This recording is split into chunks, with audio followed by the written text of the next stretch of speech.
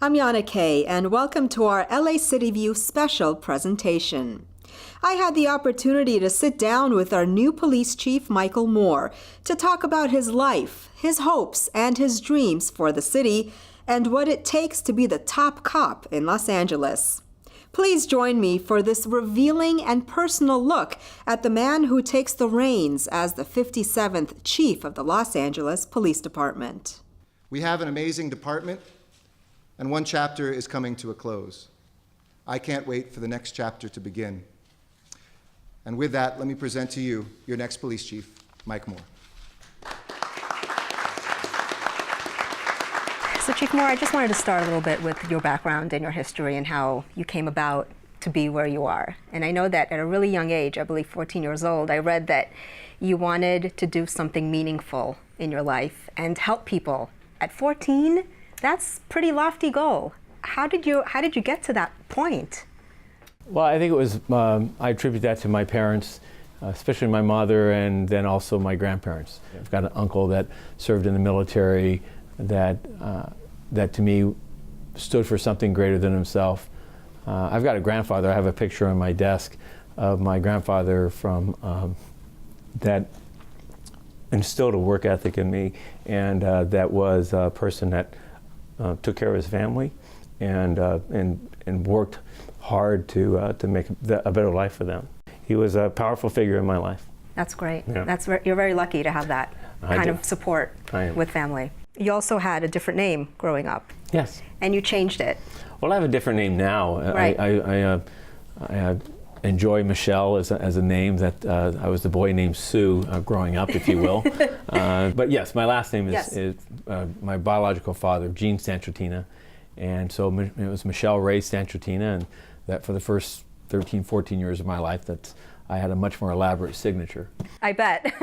Now, I understand from reading some research that you did face some ignorance, some bigotry because of your last name. Is that correct? Yes. Tell me a little bit about that and how that's influenced you over your career. Well, it was a matter that I thought we had gotten beyond to some degree, and unfortunately, in the last couple of years, it's really come back pretty hard. Right. The ignorance, the divisiveness of these stereotypes and biases, and in fact, it's one of the things that's kept me really interested in this profession of still being involved and being a leader in it, because it's a side of America that I don't like. And but growing up in the 60s and early 70s, I didn't realize at the time as a young kid what civil rights movement was. I didn't realize at the time of the bigotry and racism. I had the innocence. 5-year-old kids sitting in a playground, they just play with kids of all races, colors, and genders, and so forth. It's just let's go out and have fun. And then you see societal pressures coming in. You see stereotypes and the very shameful way in which in America then in the 60s and 70s we treated each other based on these classifications. I've got an older sister and a younger brother that we were the Santratinas, and then my mother and father divorced, and my mom remarried, and we had a couple more brothers. And as a family of 5 kids, I didn't know what a step family was, and to this day I don't know what a step family is. But I do know that what the rest of society looked at it, and that was brought to my attention at 14 when we were leaving California and going back to my stepfather's hometown in Arkansas. Mm-hmm. And a part of the country that unfortunately was still 20, 30, 40, 50 years behind times. Right. But at the time, it was a decision that was it was easy to make in the sense of just dealing with my parents' apprehension of what I would face and what my brothers would face. Right, yeah, it's hard, but everything that happens in your past molds who you are today, right? Absolutely. So, and now going into this position, you'll understand what the community of color is facing. I think I have a perspective that is probably enriched by my existence. I mean, I've lived all over this country. I've seen the portions of town that were designated for certain ethnicities. I've heard the ugly slangs and terms. In fact, I've heard it from, embarrassingly, I'll say, from people within my family of prior generations. And so, no, I recognize it. It's very fresh, and that's why. I think I'm very proud of my daughter, and I'm very proud of our family, because we've lived a life that takes and transcends that and moves it to the next generation. And that's what is encouraging to me, and frankly, that's what keeps me in this profession, is I know there's a path out of this. I know that we can do better. I hope so. I hope you're right. And Oh, it's a long road, but... Well, I think I'm proud of this organization because it's demonstrated that path. I mean, when I came on the organization in 1981, we had very few women. There was, you could handful of them, and there was strong biases against them and prejudices they had to overcome. And I was part of that generation of listening to my training officers and their supervisors openly ridicule that, and women being on this job and their readiness. You know, today it's been admittedly nearly 40 years later, but I'm proud of an organization that is a leader in regards to women's role in law enforcement. I hope to, and I look to deepen it even further. I think there's further means of strengthening that. So I see that progress. Today I would like to introduce a little more personal side of this, two very important people in my life. One could not be here today. She's going to school, which is right. It's a good thing. But I'm hoping she's watching on social media, and that is my daughter, Haley. And to Haley, if you're watching, I would just say I love you, and I hope to make you proud. During your speech after the mayor made the announcement naming you as his choice, and what got to me the most was you got choked up when you mentioned your wife, and especially Haley, and you said, quote, "I want to make her proud." Why so emotional? Well, it's what we do. I mean, I think as parents, it's a common effort. I'm not wrapped in any flag of nobility on this. I think every parent loves their son or daughter, their family, their existence. That's why we're here to provide for them and to raise them as responsible people that are going to go on and make this world a better place. So I was in Nashville when I got the call. Actually, yeah, I got a call from Dad, and it was literally a 2-second call of I got the job, but I got to go, and it was me laying in bed going, "Oh my gosh, you got the job, you got the job!" And I was screaming, and my roommates were like, "What's wrong?" And I was like, "Nothing's wrong. You got the job. This is great." But I was in Nashville, and I was really bummed that I couldn't be here. But I watched obviously online. Got through everybody's speeches and then was listening to my dad's speech, and then he started talking about how just started thanking people, and he said to me, he hopes he makes me proud, and he got choked up, and that was horribly hard to see on live TV, my big strong father get choked up saying, "I hope I make you proud," because it's not a moment that goes by that I'm not proud of him, and whether he won this thing or he lost, there was pride, and for him to say, "I hope I make you proud" on live TV was something that you'll remember and you cherish for the rest of your life. So, and your wife, what was her concern about you taking this job? She's lived with me for nearly 30 years, actually 30 years. We've known each other now, and so she's seen the demands of this organization, the demands of the job, and her concern was just how much further demands would be. I was approaching retirement. In fact, I was retired. I had a retirement function that had a big slapstick of postponed on it. So she got very close to having me leave this job, and Chief Beck's announcement of his retirement came as a surprise, and is as such, this was a bit of an opportunity that I had to kind of walk her through as a means of that this would be something that I would find very rewarding, and it would be in a manner that her and I could take on. And as I move into this new role, my intention is to continue to engage her in this partnership. I think that I know I'm a better chief, I'm a better person because of it, and also keep my feet on the ground with the fact that it's time to take the trash out. I need to pick up the basket needs to go downstairs.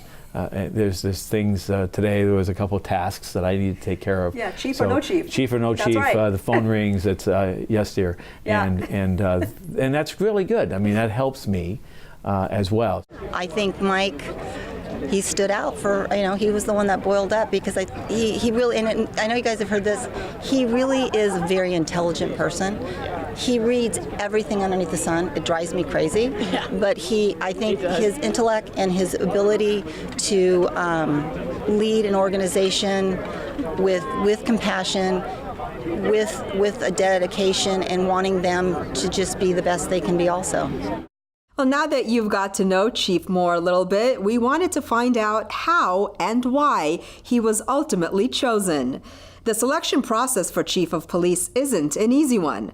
Not only do the candidates need to have a wealth of experience, but they must also possess certain traits and qualities that'll take policing to the next level. We talked to some city leaders to find out what it takes to be the Chief of Police. This has been a, as often said, humbling process, but I have to say the most comprehensive process that I have ever been through. It was a long, hard process. I'm not going to lie. It was a lot to endure as a spouse. I'm sure the other families felt this also. One interview after another interview, and then something else. They had to go take a test and do something else.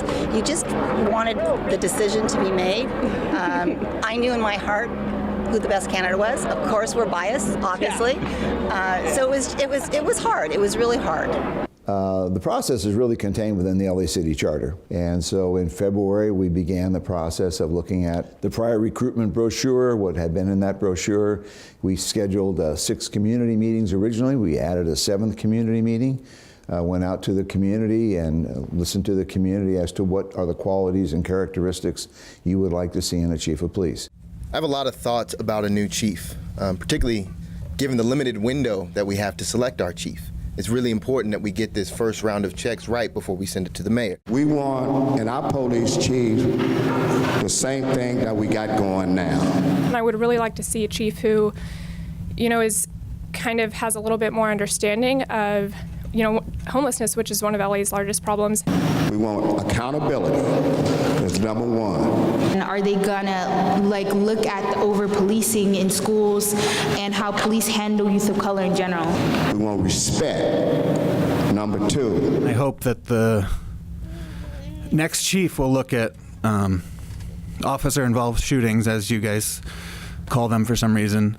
And we want our police chief to be able to get out the car and walk through the communities and talk with our young folks, talk to our seniors, talk to the leaders in our community, and not just drive by and look at us like we're nothing. We took the information that we gained through that process. It gets pushed out to all the law enforcement professional organizations nationwide. So it was an open nationwide recruitment. And that recruitment was open for just under 3 weeks, as I recall. 31 applicants applied for the position. And then at that point in time is when the commission, working in concert with the personnel department, identified those highly qualified candidates to move on in the process. And ultimately 5 people were selected for interviews. The commission then makes a decision on their top 3 applicants, and under the charter they rank them 1, 2, and 3. Forward that information to the mayor, and then it becomes the mayor's position and responsibility to make the selection. The general types of characteristics is just bubbled to the top. A chief that was open. The ability to lead. Well, you have to be a problem solver. Accessible. You have to be a person with compassion. The ability to listen. Hire good police officers. The ability to inspire people. Community policing philosophy. The ability to endear trust within the community. And there are a lot of skills that are important, but the main one is, to me, is to be a genuine communicator. One of the most important questions at the moment may be, why do I want to be the next chief of police for this great city? And it's pretty simple. I wish to continue the momentum in building trust, particularly in communities of color, and improving public safety while we build a more diverse and representative department, and in supporting the people of this department. Okay, I wanted to talk about the future a little bit. Sure. Talk about the job, and you've been behind the scenes for a long time. Now you're actually thrust in the national spotlight. Are you ready for this role? I've been in a national role. I've been in a local role. I'm not unaccustomed to the visibility. Certainly as a chief of police, it's now on steroids. I have more friends than I've ever had. I have more people that are pitching me ideas and so forth. So that's a bit of something I've got to adjust to. I've been a person that I've had the same cell phone number for more than 20 years, and I've answered my own calls and I've handled all my emails. Now I'm walking into an environment that I've got to, for the first time, look at that and go, okay, is that something I can continue to do? But what's important to me is I stay connected. I want to stay connected to the communities that I've served, and I want to stay connected to the men and women of this organization. Going forward, what I say on the national circuit is what I say in a roll call room. What I say in a squad meeting is what I want to say if I was meeting the governor. And so there'll be times for me on the national circuit to get into the national debate on issues, whether it's immigration or other matters that are controversial. But I think that that's an arena that I've had experience in the last 2 decades. I think, frankly, it was a conversation that I had with Mayor Garcetti relative to my readiness for this role. I'm not unaccustomed to those conversations. I prepare deeply. I spend a great deal of time reading and trying to understand issues and stay contemporary. And I believe that the Los Angeles Police Department, in a world-class city, a global city that Los Angeles represents, on not just the state and national scale, but across this world, that we should have opinions and we should use our positions of prominence to influence the way we go about policing, the way we go about our government, the way we go about our society. Talk to me about how you want to accomplish, I think, improving morale within the department, more community policing. How are you planning? Let's talk about morale first. So I'm glad that you know those points, because that's my point right now, is to listen and to hear from the communities as well as the rank and file, the members of this organization. What are their concerns? And what I've heard from them and what I'm going to continue to listen and seek is input and their guidance as to what's going to improve their work, their morale, their sense of being, their sense of meaning, their sense of accomplishment within the organization. And then similarly, what's going to build trust and deepen the confidence of our communities in this department. This is a difficult profession, and we have to, our men and women go out and make very trying decisions in moments, and they don't always get it right. And so we need a public that has confidence that we're doing the best that we can, but it also recognizes those trying circumstances that we're engaged in. That trust, I believe, comes from communication. That trust comes from the more we engage and share how our work is done, and the more we listen to how our work is perceived and how it's received. And that's how we build that trust externally. So a lot of engagement, outreach to the community. In the next 6 months, I intend to be highly visible, accessible, and responsive. And it's a model that I expect to influence the conduct of the entire organization so that they're similarly engaged. We do a lot of engagement now, and I'm looking to reinforce that of its importance. And then similarly, internally, as I'm listening, is to understand what are the impacts on our people's morale, what's the impact on their sense that they have a job that's doable and that it's appreciated and that they're valued. What kind of legacy do you want to leave behind when you leave this job? You know, the mayor asked me that, and he asked me, what is my legacy? What does when my chapter closes, what do I want to be known for? In the simplest of terms, I want to be known what Chief Beck has been known for, and that is that he's leaving this organization better than when he found it. I also am committed that as I do that I hold the trust and confidence of the men and women of this organization, the trust and confidence of the communities, that I improve both of those measures. And lastly, this is a tough work and a tough balance with what the public is demanding of us, and what the confidence that our people are seeking, that I have their back, and I'm going to ask them to do difficult and tough jobs. But I'm going to back them because I'm concerned about their safety, which I am deeply. And my commitment to the mayor is that, notwithstanding leaving this place better than I found it, notwithstanding building and deepening trust, is that we not add another name to the wall. There's 209 fallen officers that we've lost in this organization, 50 of those officers since I've been here. So as much as I have these leave it better than I found it and these ideas about what trust means and how to deepen it, and those are serious matters, the safety of our men and women and ensuring their safety is something that drives me every day. And I know that if I can assure their safety and I can build their trust and confidence, that they'll go out and treat our communities and invest in our communities with the trust that the community is asking for. So it all is intertwined, it's all integrated, but that's what I'm hoping to get done. Thank you for your time. Really appreciate it. Thank you for this opportunity. Let's do this again in 6 months, shall we? There you go. There you go. Thank you. Thank you. when the mayor called me today, it is one of those moments that I'll always remember, because up to that very point, I did not really know whether or not I would survive. Survive is probably the wrong term, but it just, the mayor has such tremendous expectations, and rightfully so, for a city of angels, that I just wanted to make sure I could live up to. And so when he called me and offered me this, or said he made his determination, I was humbled beyond description. I think Chief Moore has his finger on the pulse, and that's really important, so things don't bubble up out of nowhere and surprise everyone. I think Chief Moore believes in community policing. He believes in data-driven policing. So he has a real good head on his shoulders, and I think we'll be in good shape with the way he approaches policing and approaches the job of chief. And what I know is I came to a department as a young man looking to make a difference, and for the past 36 years have felt that no other profession could have given me the amount of rewards that this department has.